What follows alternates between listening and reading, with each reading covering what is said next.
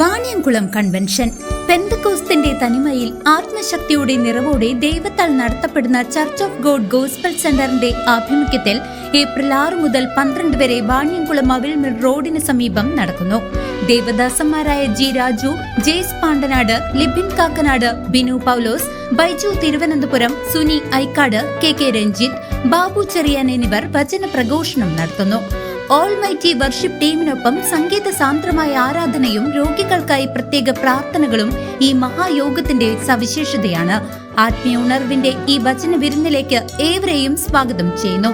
കൂടുതൽ വിവരങ്ങൾക്ക് വിളിക്കൂ 9946862010. പൊതുസ്ഥലങ്ങളിൽ നിയന്ത്രണം വന്നതോടെ സ്വകാര്യ മതിലുകളിലേക്കായി രാഷ്ട്രീയ പാർട്ടികൾ തമ്മിൽ മത്സരിക്കുന്നു.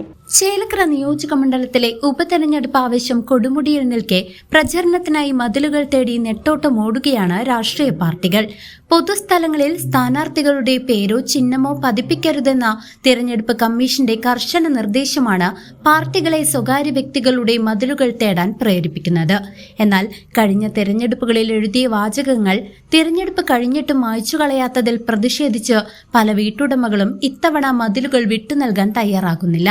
ലഭ്യമായ ചുരുക്കം ഇടങ്ങളിൽ സ്ഥാനാർത്ഥികളുടെ പേരും ചിഹ്നവും വരച്ചു ചേർക്കുന്ന തിരക്കിലാണ് ആർട്ടിസ്റ്റുകൾ.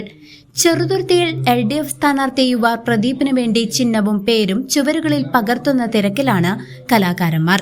കമ്പ്യൂട്ടർ യുഗത്തിന്റെ വരവോടെ ചുവരെഴുത്ത് കലാകാരന്മാരുടെ എണ്ണം കുറഞ്ഞത് പാർട്ടികളെ വലയ്ക്കുന്നുണ്ട്. കിട്ടുന്ന ആർട്ടിസ്റ്റുകളാകട്ടെ മണിക്കൂറുകൾക്കുള്ളിൽ എഴുത്ത് പൂർത്തിയാക്കി അടുത്ത പാർട്ടിയുടെ മതിലുകൾ തേടിപ്പോകുന്ന കാഴ്ചയാണ് ചെറുതുരുത്തിയിൽ കാണുന്നത്. CCV news, Chelakkara.